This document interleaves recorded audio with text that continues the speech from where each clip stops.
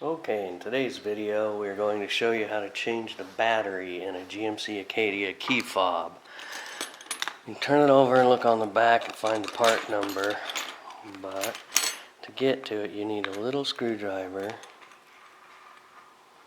and you just put it in the kind of in the end, pry it in there nice and gently, and then the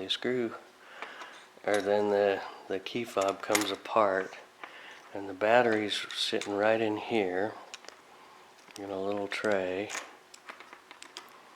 and you just pull that out, and it's obviously plus down, negative up. This one is a Maxell R2032 3-volt battery, so they're pretty easy to replace. They're pretty available.